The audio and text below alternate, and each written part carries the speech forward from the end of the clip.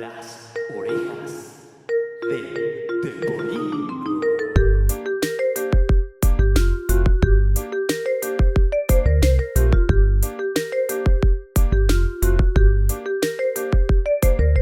Bienvenidos y bienvenidas a Las Orejas del Teporingo, de histerias a historias, con nuestras locutoras Lorena Reyes y Miriam García. ¡Comenzamos!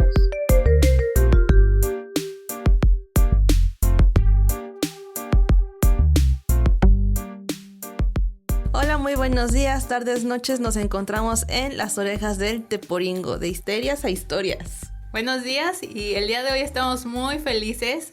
Como sabrán, cada mes con mes estamos estrenando un programa y el día de hoy vamos a hablar sobre sexualidad prehispánica.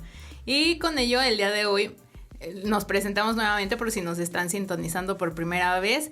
Estamos Miriam García y Lorena Reyes, y el día de hoy tenemos una invitada que nos da muchísimo gusto tenerla aquí porque es arqueóloga. Y pues bienvenida, si te puedes presentar. Hola, ¿qué tal? Buenos días a todos, tardes, noches, donde quiera que nos escuchen. Yo soy Mónica, soy arqueóloga, he trabajado en algunos proyectos de Morelos y actualmente continúo en Morelos. Entonces, vamos a hablar un poquito sobre un tema que nos ha causado mucho revuelo, sobre la sexualidad en el México prehispánico. Claro, y bueno, en este caso vamos a hablar sobre los mexicas. Creo que es muy importante primero destacar quiénes son los mexicas, porque entre tantos tipos de culturas que tenemos en México y esta riqueza que abordamos, sería muy importante decir que los mexicas fundaron México Tenochtitlan en 1325, convirtiéndolo en su imperio. Y bueno, Moni les va a dar mejor la temporalidad del periodo, si es posclásico o clásico tardío. Bueno, tú nos dirás. Creo que ese tema siempre lo hemos peleado de que no nos queda muy claro aquí a una antropóloga y una historiadora. Pero está dominado la mayor parte del territorio mesoamericano y es donde la religión jugaba un papel fundamental con esta cultura mexica. Cuéntanos más, Moni, porfis. Ok, entonces estábamos platicando sobre la periodicidad de los mexicas, ¿no? Entonces siempre ha habido como mucho tema y en cuestión de los tiempos a Miriam se le ha complicado. Yo le explico que los mexicas son del posclásico tardío, cuando antes de la llegada de los españoles, ¿no? Pero antes de todos esos tiempos también teníamos otras culturas, porque ese es, para Miriam es después de Cristo, los mexicas, y yo siempre le digo los olmecas son antes de Cristo. Entonces, ¿por qué utilizamos a los mexicas como referencia? Porque justamente las crónicas de la época prehispánica se escribieron con base en lo que observaron los españoles a su llegada. Y pues, ¿qué observaban? A los mexicas. ¿Y a quiénes describían? A los mexicas. Entonces es la información que tenemos más vinculada a las culturas del México prehispánico, porque había los podían observar qué estaban haciendo. Entonces, es más o menos por eso que siempre la referencia que tenemos de las fuentes es hacia los mexicas. No quiere decir que sean más o menos una cultura o que la diferencien a otra, pero son el referente, ¿no? Del que tenemos, porque aunque tenemos cultura material y vestigios de otras culturas, las crónicas hacen mucho énfasis a ellos. Bueno, y es así como introducimos al tema, damos la introducción a este tema porque es muy extenso. De hecho, antes de grabar este programa estábamos pensando en si hablábamos de los mayas, de los mexicas, porque como bien sabemos, pues el México prehispánico tiene bastantes culturas como en la actualidad, ¿no? Entonces nos vamos a enfocar en los mexicas, tal vez demos algunos datos de los mayas, pero bueno, como venimos a hablar de sexualidad y a quién no le encanta hablar de este tema, porque somos unos cochinotes y morbosos, pues vamos a empezar viendo qué es la sexualidad y cómo la veían los mexicas, ¿no? Bueno, a mí me gustaría destacar que es un tema muy complejo porque es influenciado por creencias religiosas, normas sociales y expectativas de género. Incluso Moni nos va a poder ahondar el tema, pero también es importante destacar que las fuentes utilizadas por los arqueólogos yo considero que son muy complejas porque se basan en piezas y narraciones. Y a lo mejor uno como historiador dice, ¿cómo voy a descifrar una pieza, no? Entonces ahí, y sus fuentes narrativas pues son Bernal Díaz del Castillo, Pedro de Gante, Hernán Cortés, Diego Durán, Bernardino de Sahagún, entre otros. Todos, la mayoría frailes, a excepción de Hernán Cortés, intentando comprender la historia y la cultura de estas sociedades, y que hasta la fecha se siguen investigando y siguen encontrando demasiadas piezas en Morelos. Y bueno, ahora con lo del Tren Maya también sucedió mucho esto de que se encontraron muchas piezas. Ajá, bueno, justo de lo que dice Miriam, de los hallazgos de las piezas, sí. Para los historiadores o diferentes estudios, pues nos basamos en las fuentes, ¿no? En lo que podemos leer. En el caso de los arqueólogos, lo que utilizan son los vestigios o la cultura material de las diferentes industrias. Por industria se refiere a los diferentes artefactos o materiales que trabajaban, ¿no? Piedra, madera, cerámica. Entonces todo eso que observamos en un museo, todo lo que vemos en un museo es la cultura material, ¿no? La remanencia de lo que queda. Aquellos materiales no perecederos, porque pues de la madera hay muy pocos elementos, pero por ejemplo en cerámica, ¿cuántas veces no hemos ido al museo y vemos un montón de vasijas, un montón de piedras, un montón de esculturas, un montón de cuánta cosa en los museos, ¿no? Todo eso que queda, que permea en los museos, es parte de lo que se conoce como la cultura material de las culturas prehispánicas. Sí, y diría Lore, aquí vamos a ondear como a la sexualidad, porque hablando de esto, justo en los museos, en el Museo Nacional hay mucha pieza donde se representa a la cultura mexica con falos de fuera. Incluso no vamos muy lejos, Xochicalco, por ejemplo, ya es otra cultura, pero bueno, es que también son muchas cosas ahí que se tienen que comprender, pero el creador, ¿no? Que tiene 2 falos envueltos. Y cómo ellos, ¿por qué nos veíamos así, desnudos? Que ahorita nos espantamos, ¿no? Pero antes para ellos era lo más común ver tanto falo entre todas esas piezas. Yo creo que es más que nada la representación de diferentes cosas. Actualmente vemos la sexualidad como el acto de cúpula, el acto a lo mejor un poco más viril, pero en la época prehispánica tiene una connotación más religiosa. Generalmente todo este tipo de representaciones mayormente las están asociando a la sexualidad, sí a la sexualidad, pero a la fertilidad, ¿no? Entonces siempre hay como esta cuestión de dualidad en el México prehispánico. Si hay frío, hay calor, si hay fuego, hay agua, si hay en el cuestión del sexo, hay hombre, hay mujer. Entonces la relación de una cosa y de otra lleva en este caso a la fertilidad. Por eso la representación de todos estos artefactos o vasijas o esculturas con la cuestión de muy expuesta, no lo podríamos ver ahora, pero en ese momento tenía un símbolo no más allá del morbo, más allá de lo que querían representarse o cómo se querían ver, ¿no? O sea, no era como que, ay, me gusta andar con el chiquistriquis de fuera, o sea, no. Entonces es una cuestión religiosa más más allá de lo que nosotros podemos a lo mejor caer en cuestiones morales actuales.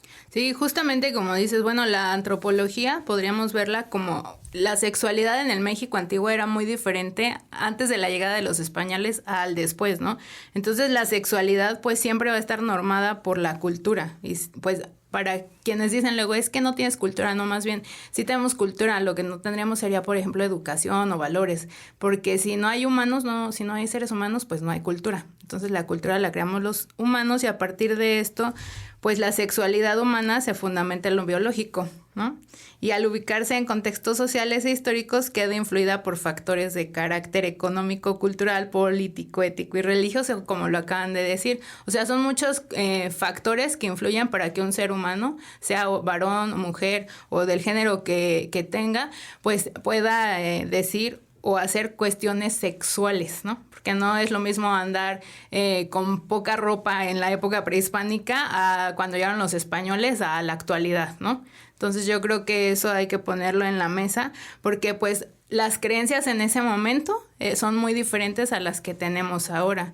Entonces podríamos a lo mejor dar ejemplos de cuáles son estas creencias que tenían pues, por ejemplo, el nacimiento, el matrimonio, el aborto, ¿cómo eran visto? ¿Cómo es que los veían los mexicas? ¿Alguno de ustedes sabe sobre esto? Bueno, pues en cuestiones, por ejemplo, del aborto, a lo mejor no para los mexicas, pero en Teotihuacán existe este árbol, creo que alguna vez ya lo platicábamos, este árbol de las tetas, donde justamente los niños que morían en este proceso, los neonatos, de acuerdo con la cosmovisión, partían a ese lugar, ¿no? Donde podían todavía continuar pues amamantándose de la leche, ¿no? La cuestión del matrimonio, aparte de la cópula y de la cuestión entre una pareja y otro, también servía para hacer vínculos matrimoniales entre diferentes culturas, ¿no? No era como que pudiese haber a lo mejor la elección de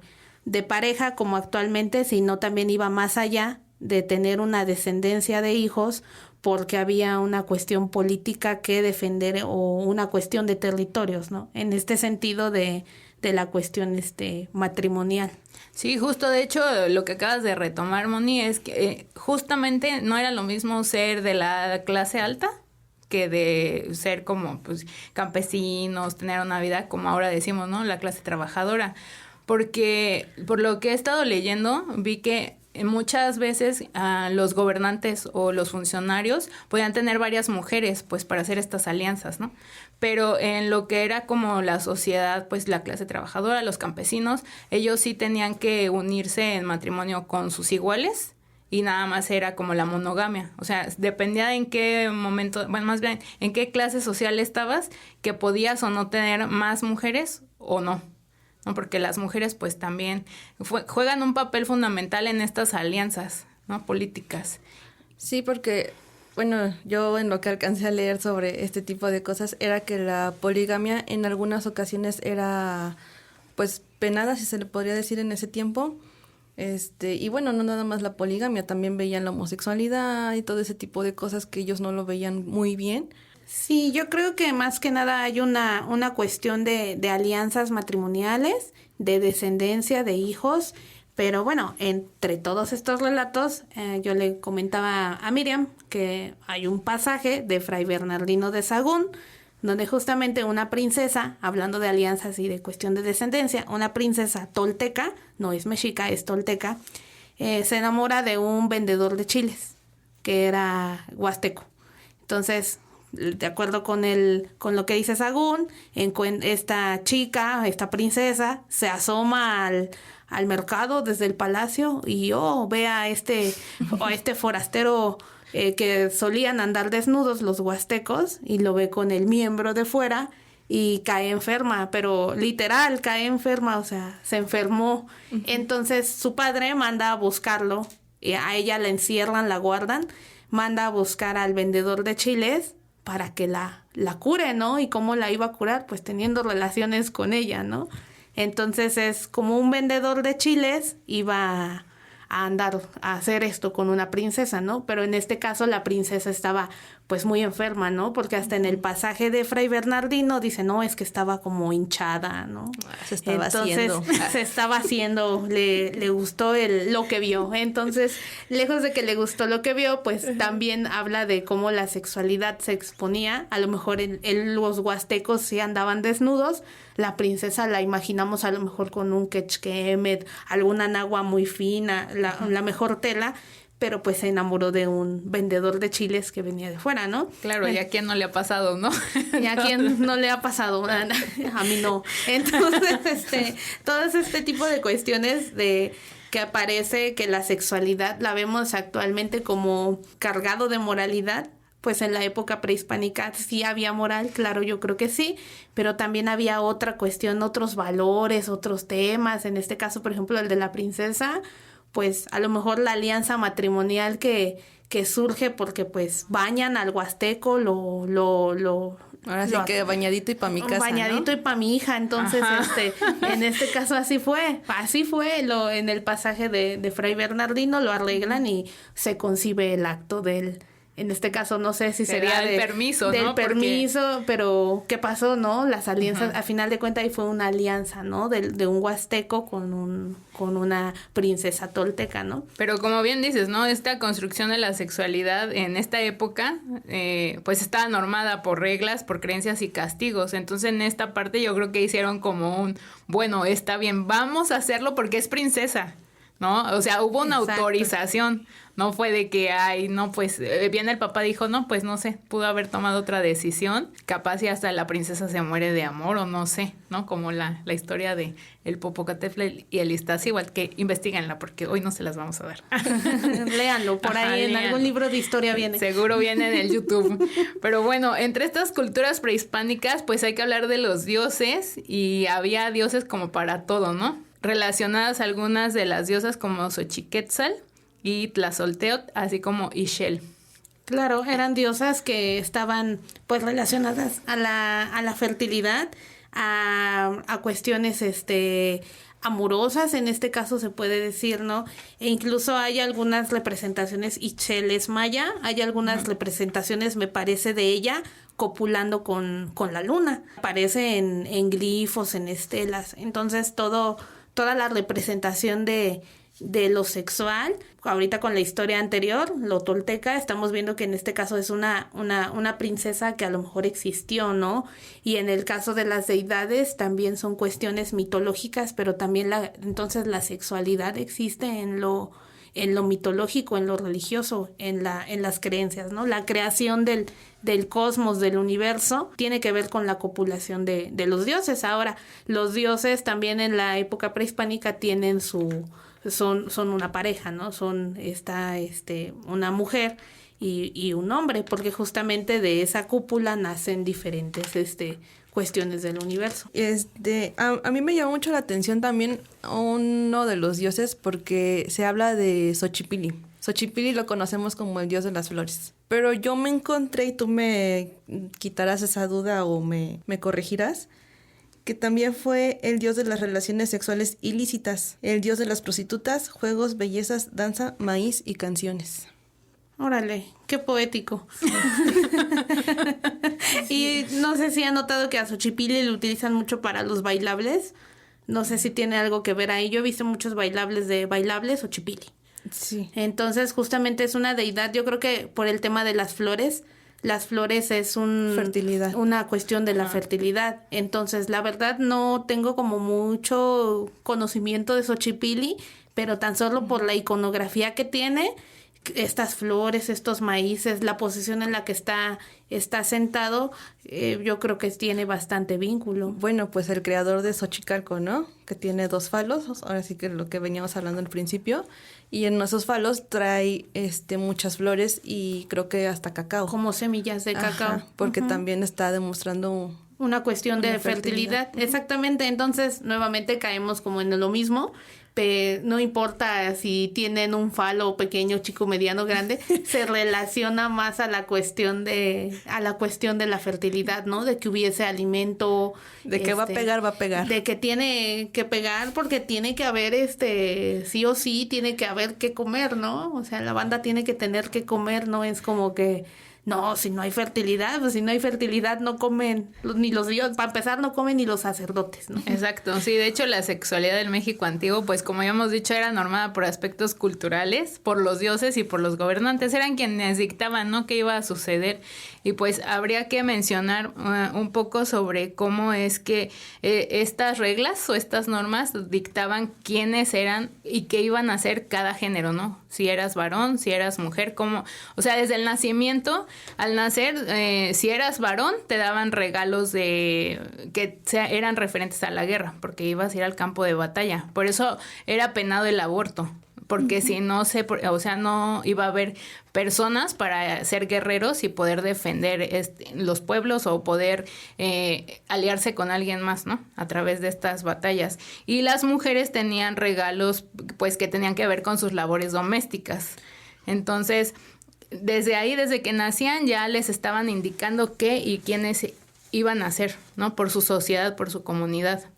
Existía, yo creo que un rol también de género, vinculado en este caso no al sexo, porque sería cuestión también de definir si es en este caso no es al sexo, sería el género masculino y femenino, ¿no? Y lo que dice Lore, las chicas, las mujeres se encargaban a lo mejor de las tareas de los hilados y todos ese tipo de trabajos también llevaban de generación en generación. Si tu familia era de tejedoras, tú serías tejedora. Si eras de lapidarios, tú serías lapidario.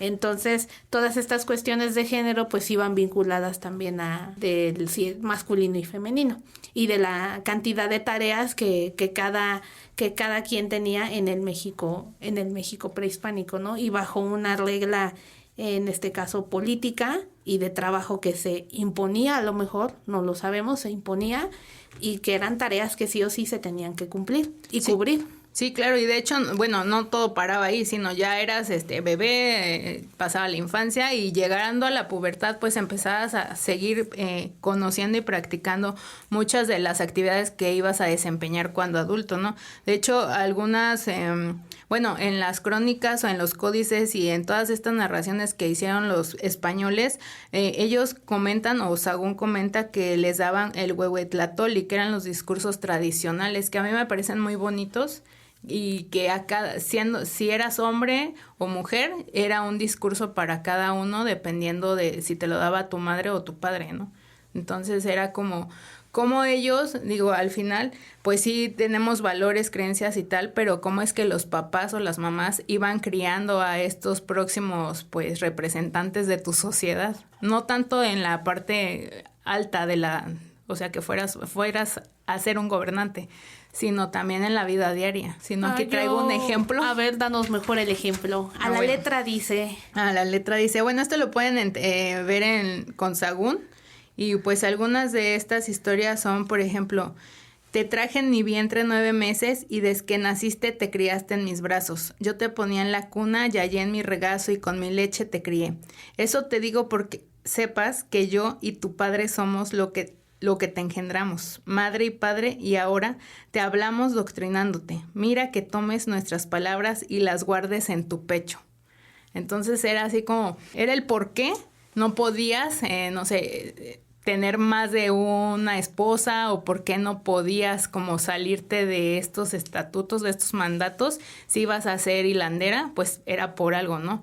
Era como conservar el orden, porque como que no hemos entrado en la cosmovisión de los mexicas, ¿no? Todo era dual, había calor, frío, que ya se mencionó al principio, pero ellas llevaban como esta parte, la tenían muy presente, de que si no había un hombre, no había una mujer, si no habría día, no había noche. Entonces era como mantener este orden, y pues creo que es importante mencionarlo porque la parte de la sexualidad, o sea, de estas como el poder ser, tenía que ver con pues que también tenías que seguir lo que te enseñaban tus padres para que no hubiera un castigo, que muchas veces era la muerte, ¿no? O sea, no había más. Sí, claro, eran muchos los sacrificios, los llamados sacrificios, ¿no? Entregarle tu corazón al Dios que en ese momento estaba dependiendo lo que estaban haciendo. También había 2 polos en el que se decía que el acto sexual era una batalla de guerra, que si la mujer quedaba embarazada era porque las parteras gritaban algo relacionado con la victoria y se decía que la mujer había cautivado a un prisionero. Entonces también esta parte donde dices, mira, como lo comentaba Lore, ¿no? De ya quedó embarazada, ya tienes hasta la personita adentro de ti, es un prisionero. ¿Cómo veían el embarazo también en esa época? Yo lo comparo mucho con la actualidad y dices, sí, las mentalidades sí están como evolucionando y son muy, muy extrañas. Uh-huh. Sí, yo creo que hay una diversidad de mitos, de pasajes, de poemas incluso, porque creo que en Nezahualcóyotl, ahorita que lo que leíste, Nezahualcóyotl tiene un poema sobre, o algo así lo recuerdo, justamente que habla de la sexualidad de 2 mujeres mayores que querían copular con 2 hombres menores, ¿no? Uh-huh. Entonces, este gobernante lo ve mal y iban a merecer un castigo, ¿no? Entonces, ellas le argumentan en dicho poema de, oye, pero la sexualidad para nosotras las mujeres no termina como ustedes los hombres, ¿no? Entonces, sí. Con ese argumento, pues no son castigadas, ¿no? Pero pues tuvo que argumentar para que no les pasara algo muy malo. Sí, justo, ¿no? O sea, como la sexualidad antes se veía, no sé si ahora, porque hay muchos tabús en el presente, pero antes las mujeres adultas mayores, para poner el contexto, o sea, las de más de 65, si eran muy, muy fogosas, por así decirlo, y sus esposos no, o sea, estaba mal visto, ¿no? Y si era un varón adulto mayor de más 65 y era igual, o sea, aguantaba vara, aguantaba todo el proceso. Entonces, si era fogosón, si era acá que fuera casi como un joven, pues estaba bien visto, hasta era aplaudido.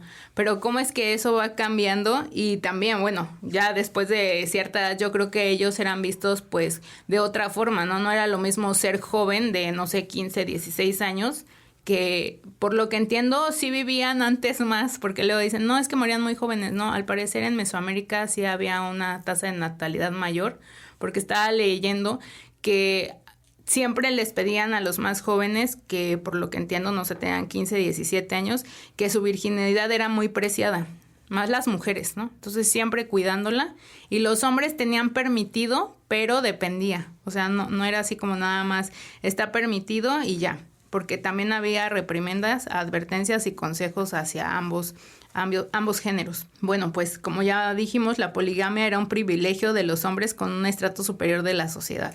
Entonces, pues dependía de qué parte de la sociedad eras. Podemos seguir con esto. Así que, ¿ustedes qué saben sobre el cuerpo como espacio sagrado? Bueno, pues es que el cuerpo en la época prehispánica era pues un lugar sagrado, ¿no? El cuerpo, el ombligo, pues no por nada todas las partes del cuerpo vienen hasta en náhuatl, ¿no? Y todo se relaciona a la cuestión, por ejemplo, de la sangre, ¿no? Como a final de cuentas el cuerpo es una parte de vida, ¿no?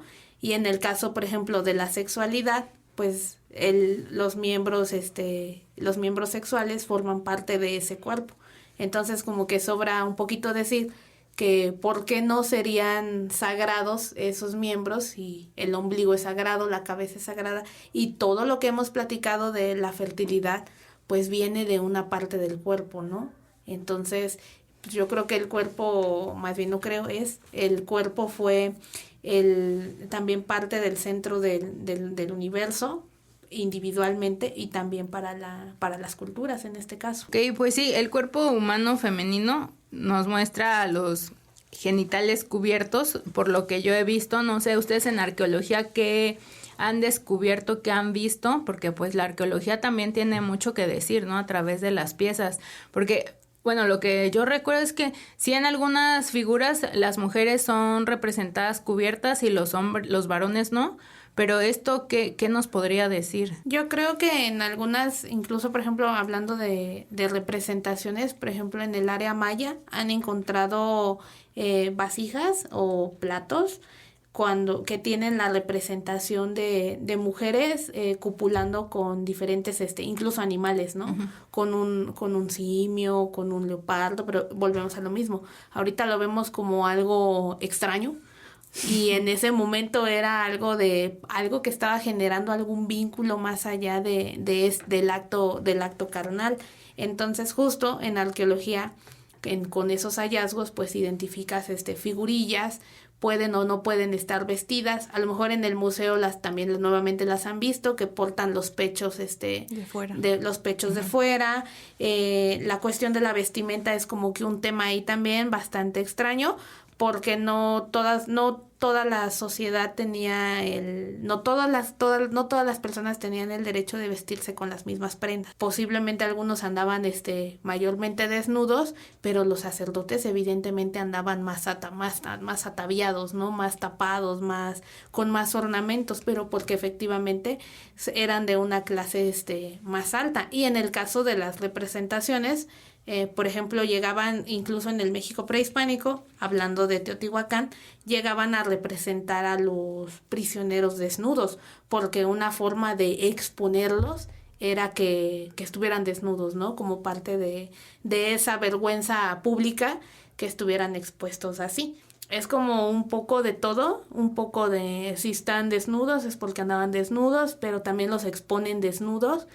Y pues bueno, esto se ve en este caso en los materiales arqueológicos, ¿no? En las vasijas, en las cerámicas, en las esculturas. Hay unas muy bonitas de figurillas femeninas que pueden venir muy tapadas o no pueden venir con los pechos desnudos. Generalmente portan como la nagua, la falda, ¿no? Pero se les ve como los piecitos, ¿no? Hay mucho detalle en ese sentido. Tan solo las diosas que hablábamos, algunas es lo mismo, portan el pecho desnudo, pero encima de los pechos portan collares de piedras verdes, ¿no? Unos tocados muy bonitos, todo lo que les adorna la cabeza, los peinados, pero sí sexualmente pues están sus órganos expuestos, pero en este caso porque son diosas, y en el caso de los prisioneros era para generarles a lo mejor una vergüenza, en este caso. Sí, claro, yo creo que a los españoles esto fue lo que los impactó mucho, ¿no? El llegar y ver tanta gente desnuda, porque en ese tiempo incluso los pechos no eran tampoco sexualizados, los pechos eran normales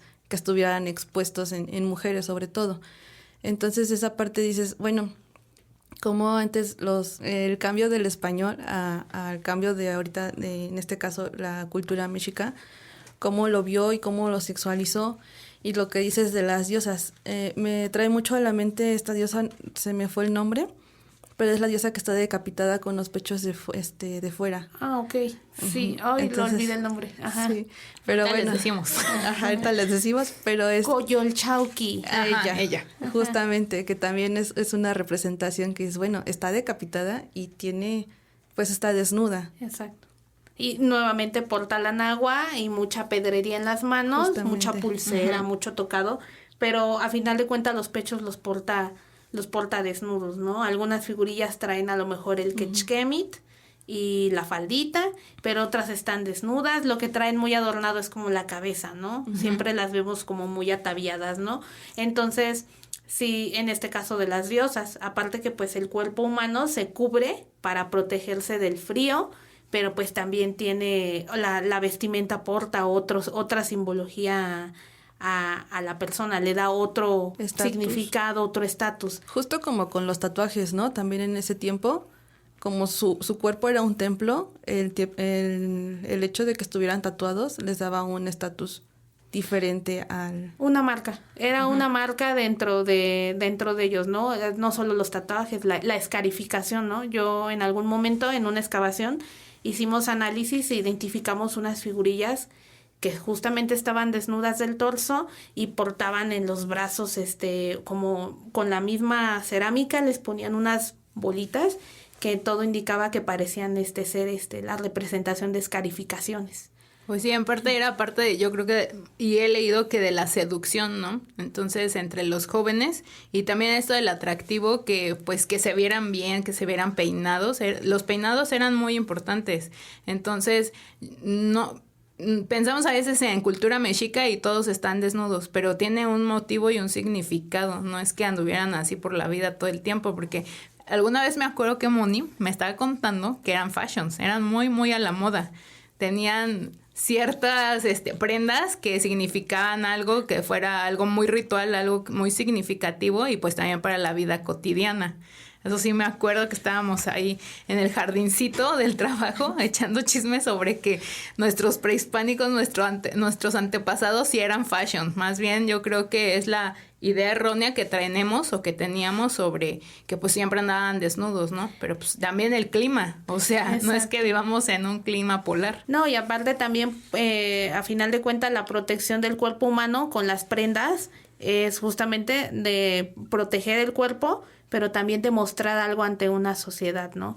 Entonces, no todos andaban desnudos, no todos andaban vestidos, había rangos sociales, clases sociales, donde podían o no podían portar ciertos elementos en el cuerpo, desde la ropa hasta tatuajes, escarificaciones, formas de aretes, pulseras, ¿no? O sea, no cualquier hijo de vecina o cualquier Mónica como yo podía portar un collarzote y andar con los pechos de fuera. No era tampoco así. Sí, claro. Entonces, esto es lo que dice Lore, estamos acostumbrados a ver decimos México prehispánico, sí, andaban desnudos y sacando corazones por la vida. Ajá. O sea, no, vamos a tratar de eliminar eso.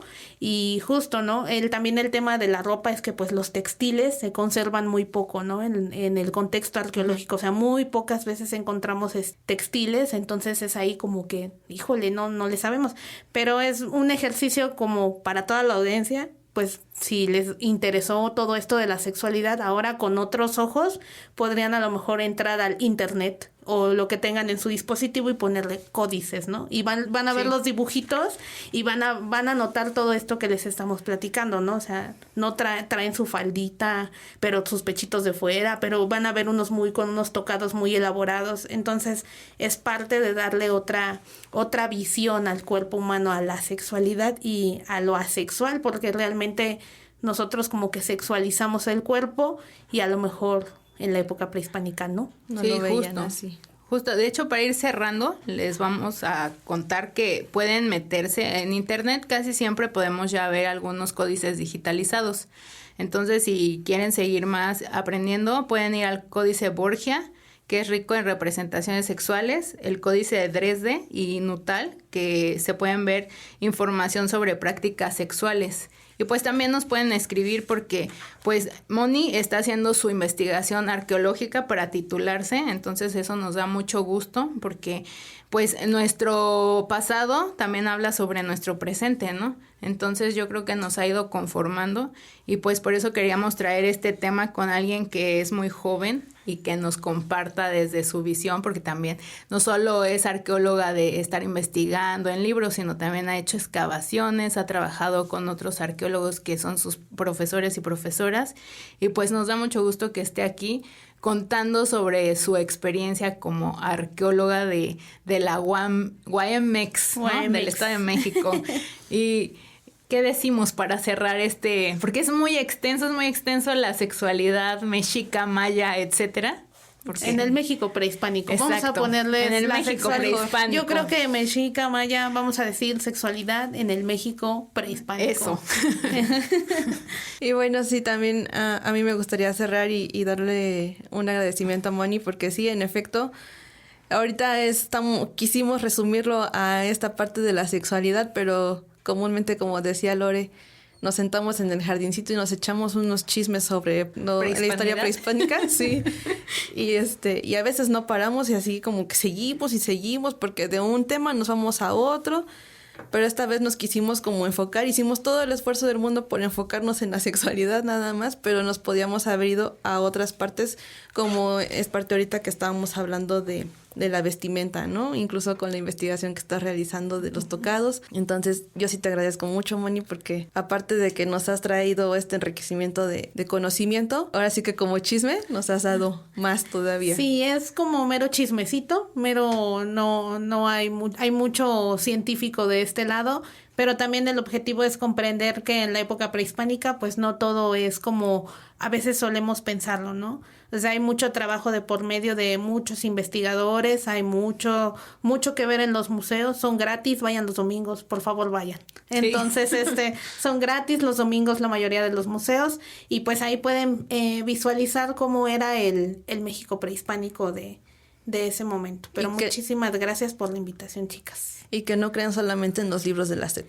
Por favor, vayan más para allá de la SEP. Sí, del TikTok. Sí, investiguen, de verdad investiguen, vean los libros, acérquense a las bibliotecas, vayan al Museo Nacional de Antropología e Historia en Ciudad de México, al Museo Regional de los Pueblos de Morelos, Palacio de Cortés, que está aquí en Cuernavaca. También hay una sala en Xochicalco, el Museo de Sitio de Xochicalco. Entonces, pues acérquense a su comunidad, seguro hay un museo, seguro hay una biblioteca donde puedan ver lo que hacen las y los arqueólogos, y si no, pues vayan al Centro INA Morelos, que seguramente tenemos y tienen muchas historias por contarles. Y pues para cerrar, yo quiero leer algo, pero no sé antes de qué. Adelante, Lore, ¿Sí? Cuéntanos qué nos vas a leer. Pues les voy a contar algo. Poesía Esta no es pura. frase, es un texto que dice: lo masculino y lo femenino formaban parte de una visión del mundo que concebía el equilibrio cósmico como resultado de un combate permanente entre principios del orden y del caos. Ambos principios ayudan a conservar el universo.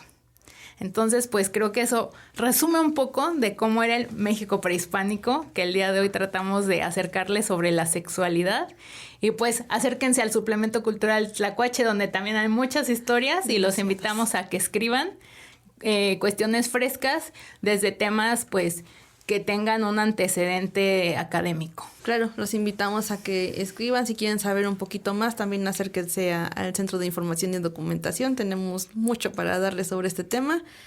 Y bueno, yo por mi parte me despido. También de mi lado, nos vemos pronto, lean mucho, investiguen mucho, tenemos tecnología para leer mucho. Exacto. Y pues hasta aquí ha sido todo por este programa de Las Orejas del Teporingo. De Histerias a Historias. Hasta la próxima. Esto fue una producción especial por parte del Centro de Información y Documentación del Centro INA Morelos.